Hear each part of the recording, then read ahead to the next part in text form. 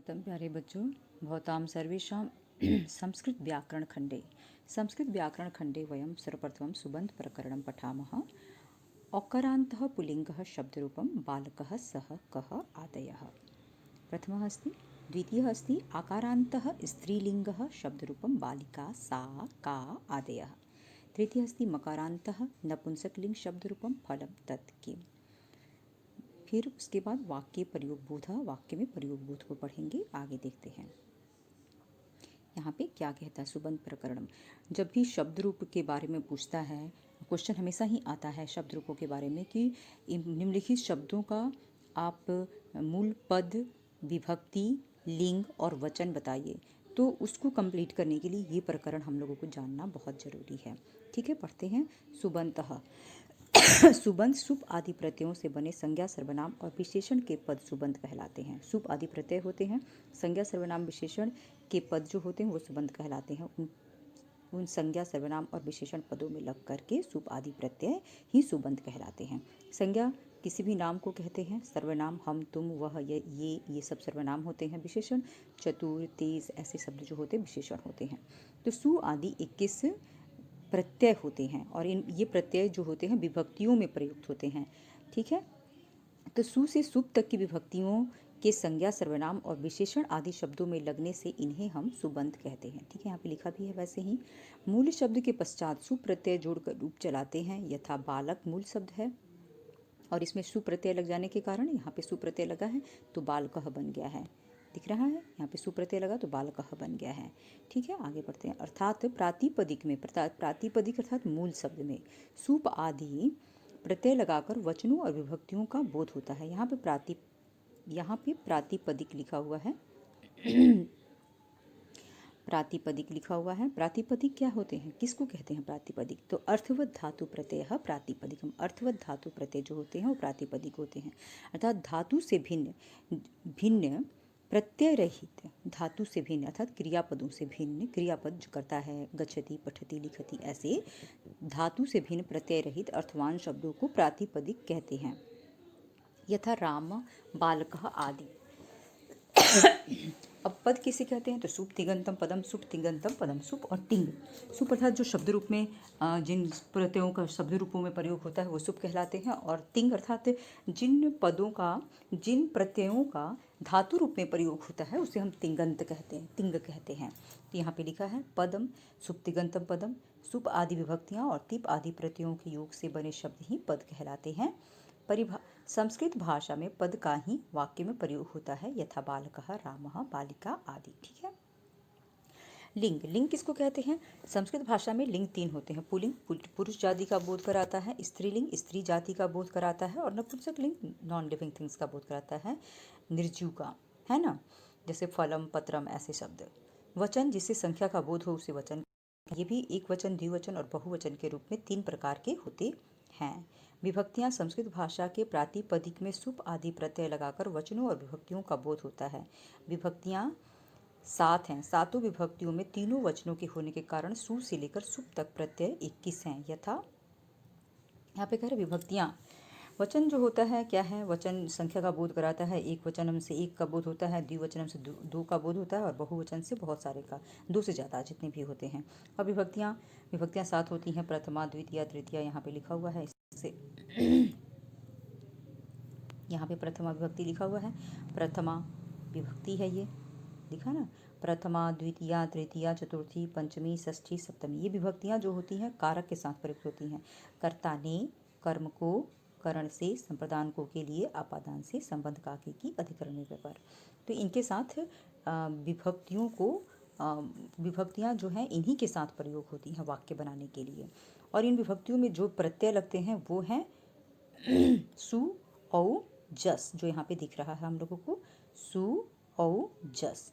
ये विभक्तियों, ये जो प्रत्यय हैं विभक्तियों में ही लगते हैं। जैसे बालक प्लस सु तो बालकः, वहाँ पे लिखा था ना, बालक प्लस औ तो बालकौ, बालक प्लस जस तो बालकाः, ऐसा बनता है। ठीक है, तो इसी तरह से करते हैं, पढ़ते हैं इसको। सु औ जस, अम और सस, टाभ्याम भिस, ङेभ्याम भ्यस, अंक्सीभ्याम भ्यस, अंक्स ओस आम, अंगी ओस सोपे। इस तरह से ये सारी विभक्तियाँ, सारे सारे जो प्रत्यय हैं सारी विभक्तियों में प्रयुक्त होते हैं, एक वचन, द्विवचन और बहुवचन के अनुसार। अग्रे पठामः। अब यहाँ पे बालक शब्द है, अकारांत बालक शब्द है। ये बालक शब्द जो है, बालक शब्द का अंतिम वर्ण क्या है? क है। क दिख रहा है? क को यदि हम तोड़ेंगे तो लास्ट में क्या आएगा? अ आएगा। क ऐसा बोलते हैं ना, तो अ ऐसा प्रोनाउंसिएशन आता है, इसलिए ये लास्ट लेटर अ है। तो इसलिए बालक जो है वो अकारांत शब्द है, और जितने भी अकारांत शब्द होंगे जैसे बालकः, शिक्षकः, अध्यापकः, छात्रः, ये सभी का रूप बालक के समान ही चलेगा। ठीक है, इसको हम लोग पढ़ते हैं एक बार। बालकः, बालकौ, बालकः। बालकः एक वचन को इंडिकेट करता है, बालकौ द्विवचन को, और बहुवचन को बालकः इंडिकेट करता है। पढ़ते हैं। बालकः, बालकौ, बालकाः, बालकं, बालकौ, बालकान्, बालकेन, बालकाभ्यां, बालकैः, बालकाय, बालकाभ्यां, बालकेभ्यः, बालकात्, बालकाभ्यां, बालकेभ्यः, बालकस्य, बालकयोः, बालकानां, बालके, बालकयोः, बालकेषु, हे बालक, हे बालकौ, हे बालकाः। ठीक है। और इसी के अनुसार, कारक के अनुसार इनका वाक्य में प्रयोग भी होता है। आगे पढ़ेंगे। अब होता है कह। कह ये कौन के सेंस में वाक्य है, और अकारांत पुल्लिंग से रिलेटेड जब भी कोई सेंटेंस आएगा प्रश्न वाला, तो वहाँ पे कह का प्रयोग होता है, क कौ के का प्रयोग होता है, इसीलिए इसको मैं आप लोगों को बता रही हूँ। लेकिन इसको याद करने का एक तरीका ये भी है कि यहाँ पे जैसे हम लोगों ने देखा कि बालक कह, तो लास्ट में कह, कौ, काहा ऐसे करके लगा हुआ है। ठीक है, ऐसे ही ये रूप चलता है। कह, कौ, की। थोड़ा सा यहाँ पे बहुवचन में की आता है, वहाँ पे बालकाहा ऐसे लगा हुआ है। फिर बालकम, तो ऐसे कम, बालकौ, बालकौ, बालकान, कान ऐसे लगा हुआ है। तो एक बालक शब्द का रूप याद करते हैं तो थोड़ा सा और दिमाग यूज़ करके हम लोग इसको भी आराम से याद कर सकते हैं। जैसे कह, कौ, के, कम, कौ, कान, के, न, काभ्याम, कैः, कस्मै, काभ्याम, केभ्यः, कस्मात्, काभ्याम, केभ्यः, कस्य, कैः, केषां, कस्मिन्, कैः, केषु। ठीक है, ये वाक्य प्रश्न निर्माण के लिए इसका प्रयोग किया जाता है। अस्तु, अगले देखेंगे सर्वनामिक शब्द है सह। सह का मतलब होता है वह। सह, वह, तौ, वे दोनों, ते, वे सब। ठीक है, तो इसको जैसे कह, कौ, के था वैसे ही सह, तौ, ते, तम, तौ, तान, तेन, ताभ्याम, तहि, तस्मै, ताभ्याम, तेभ्यः, तस्मात्, ताभ्याम, तेभ्यः, तस्य, तयोः, तेषां, तस्मिन्, तयोः, तेषु। सह अर्थात कर्ता ने, तम अर्थात कर्म को, उसको, तेन अर्थात उसके द्वारा, तस्मै अर्थात उसके लिए, तस्मात् अर्थात उससे अलग होकर, तस्य अर्थात उसका, उसका नाम क्या है, तस्मिन् अर्थात उसमें। ऐसा सेंस के लिए इस तरह का प्रयोग होता है वचन के हिसाब से। अस्तु, अग्रे गच्छामः। तस्य प्रयोगं पश्यतु। अत्र प्रयोगः लिखितमस्ति। सः कः। सः का अर्थ होता है वह। तो स दन्तकुर्चः अस्ति खलु, दन्तकुर्चः दूरे अस्ति, इसलिए सः कः ऐसा है। तो सः दन्तकुर्चः ऐसा हम टिक करेंगे। फिर क्वेश्चन आता है सः वृक्षः नास्ति वृक्षः, सः कुर्मः नास्ति कुर्मः, सः सूर्यः नास्ति सूर्यः, सः दन्तकुर्चः। तो दन्तकुर्चः को हम टिक करेंगे। लेकिन यदि हमको वृक्ष दिखता है तो हम बोलेंगे सह वृक्षः। कुर्मः अर्थात कछुआ, टर्टल दिखता है तो हम बोलेंगे सह कुर्मः, और सूर्य दिखता है तो हम बोलेंगे सह सूर्यः। ठीक है। ऐसे ही सह कह नहीं लिखा हुआ है, लेकिन इंडिकेट वही कर रहा है कह को, तो दूर में ये चीज़ है। ठीक है, तो सह सिंहः नास्ति सिंहः, सह सैनिकः नास्ति सैनिकः, सह चमसः नास्ति हाँ चमसः अस्ति खलु, चमसः। सह चमसः, आम, सह चमसः। सह सूर्यः नास्ति सूर्यः, चमस दिख रहा है इसलिए हम चमसः बोलेंगे। और यदि हमको सिंह दिखेगा, चम्मच को छोड़कर सिंह दिखेगा तो सह सिंहः, सह सैनिकः, सैनिक दिखता है तो, सूर्य दिखते हैं तो सह सूर्यः ऐसा बोलेंगे। ठीक है, इस तरह से इनका प्रयोग होता है। अब आता है स्त्रीलिंग बालिका शब्द। बालिका शब्द जो होता है, जितनी भी बालिका शब्द का अंतिम वर्ण क्या है, का है। का को यदि हम तोड़ेंगे तो लास्ट लेटर क्या आएगा, आ। ठीक है ना। तो जितने भी आकारांत स्त्रीलिंग वर्ड होते हैं जैसे लता, गीता, सीता, रीता, ऐसे जितने भी वर्ड्स होते हैं बालिका के रूप के अनुसार ही चलते हैं। तो एक आप यदि आप लोग बालिका याद कर लेते हैं तो आपको बहुत सारी चीज़ों को याद करने की ज़रूरत नहीं होती है। बालिका, बालिके, बालिकाः, बालिकां, बालिके, बालिकाः, बालिकया, बालिकाभ्यां, बालिकाभिः, बालिकायै, बालिकाभ्यां, बालिकाभ्यः, बालिकायाः, बालिकाभ्यां, बालिकाभ्यः, बालिकायाः, बालिकयोः, बालिकानां, बालिकायां, बालिकयोः, बालिकासु, हे बालिके, हे बालिके, हे बालिकाः। ठीक है, इस तरह से चलता है।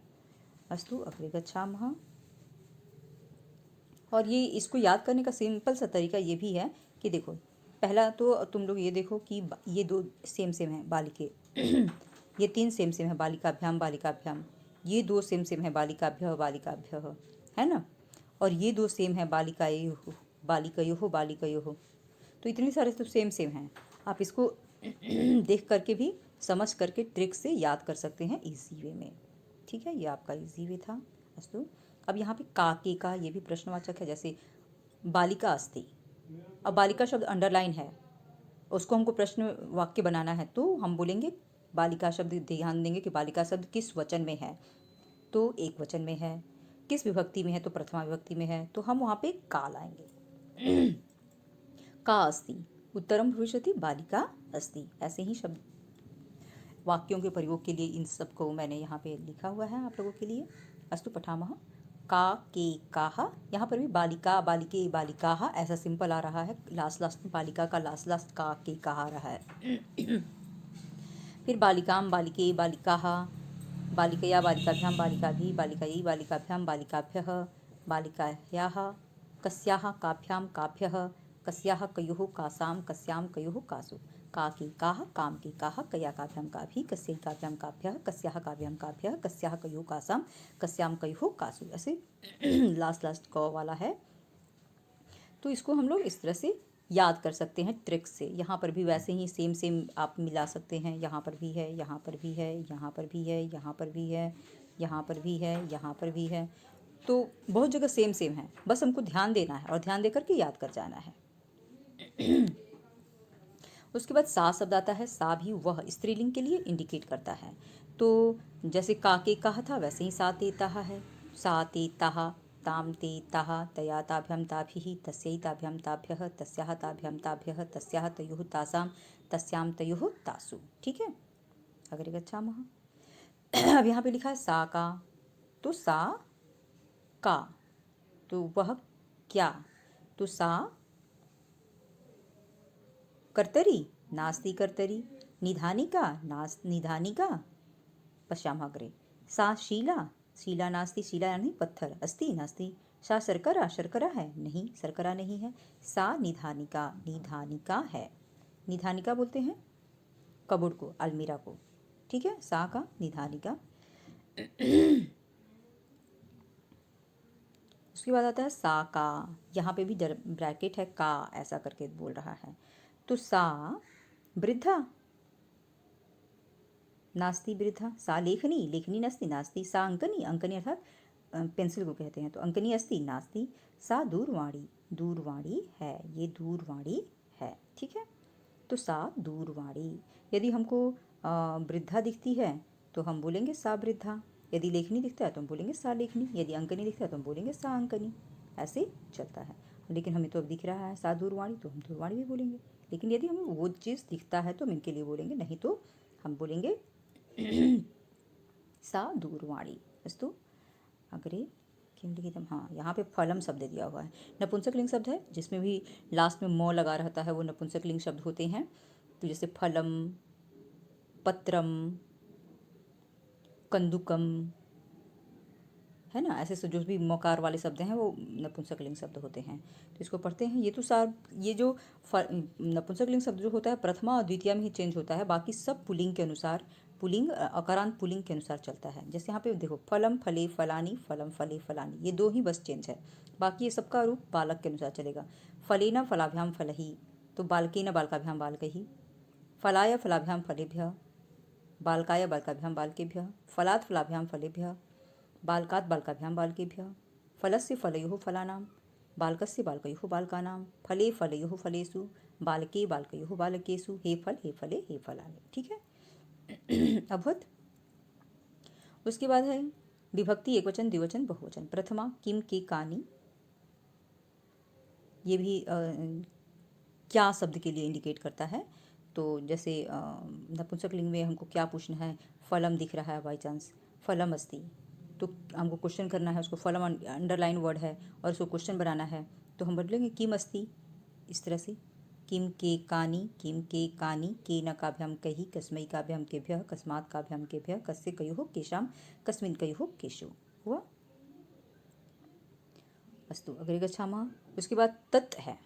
तत् शब्द उस शब्द के लिए इंडिकेट करता है, जैसे सह था वह के लिए, सा था वह के लिए, स्त्रीलिंग वह के लिए, सह था पुल्लिंग वह के लिए, वैसे ही तत् शब्द नपुंसक लिंग वह के लिए है। तो इसको भी ऐसे ही सिंपल वे में याद कर लेंगे, तत्तेतानि तत्तेतानि। ये दो थोड़े से डिफरेंट होते हैं, बाकी ये सारा सह तौते तम तौतान तेना ताभ्याम तहि के अनुसार चलता है। तेना ताभ्याम तहि, तस्मै ताभ्याम तेभ्यः, तस्मात् ताभ्याम तेभ्यः, तस्य तयोः तेषां, तस्मिन् तयोः तेषु। पूरा का पूरा तृतीया से लेकर सप्तमी तक सहतौती के अनुसार ही चला, ठीक है ना। तो तत्तेतानि तत्तेतानि, तेना ताभ्याम तेहि, तस्मै ताभ्याम तेभ्यः, तस्मात् ताभ्याम तेभ्यः, तस्य तयोः तेषां, तस्मिन् तयोः तेषु, ऐसे बोल के याद कर जाना है। Very simple. ट्रिक से याद करने से कोई भी चीज़ फटाफट याद हो जाता है। अब यहाँ पे उसके वाक्य में प्रयोग किस तरह से होता है, तत् के वह क्या है। तो मिश्रकम नास्ति, पत्रम विमानम नास्ति, नारंगफलम तत् नारंगफलम, आम तत् नारंगफलम, नारंगफलम दृश्यते खलु। अब कह रहे तत् किम, पत्रम भी है लिखा हुआ, तो तत्पत्रम, पत्रम अस्ति दृश्यते पत्रम, तो तत्पत्रम हम बोल सकते हैं आराम से। और यदि हमको नारंग फलम को छोड़ करके यदि मिश्रकम दिख रहा है तो हम बोलेंगे तत् मिश्रकम, ये भी सही होगा। विमानम दिख रहा है, विमानयान दिख रहा है, तो हम भी बोलेंगे तत् विमानम, सही होगा, ठीक है ना। सभी के साथ लगता है तत् नपुंसकलिंग शब्दों के साथ। अस्तु, अत्र पश्यामः, तत् क्वेश्चनवाचक के लिए को छोड़ दिया है किम शब्द के लिए, तो हमको बताना है तत् वातायनम, वातायन है ये। विंडो दिख रहा है हमको, विंडो दिख रहा है ना, तो वातायनम। और तत् नाड़कम, नाड़कम यानी क्वाइन को बोलते हैं, पैसे को, चिल्लर पैसे को, तो नास्ति नाड़कम। उरुकम पैंट को बोलते हैं, तत् उरुकम नास्ति। तत् यूतकम, यूतकम बोलते हैं शर्ट को, यूतकम अस्ति नास्ति। हमको तो सिर्फ वातायन दिख रहा है इसलिए हम तत् वातायनम ही बोलेंगे, है ना। अस्तु, यदि हमको वातायन को छोड़ करके यदि हमको नाणकम दिखेगा, नानकम, नानकम क्वाइन दिखेगा, तो हम बोलेंगे तत् नानकम। उरुकम पैंट दिखेगा तो हम बोलेंगे तत् उरुकम। यूतकम शर्ट दिखेगा तो हम बोलेंगे तत् यूतकम। अस्तु, एषः व्याकरणखण्डः सुबन्धप्रकरणं समाप्तः। अग्रिम भवन्तः द्वित्रिवारं वीडियो पश्यन्तु, वाक्यप्रयोगम् अपि कुर्वन्तु, अभ्यासं कुर्वन्तु। सर्वेभ्यः नमस्कारः, धन्यवादः, आभारश्च।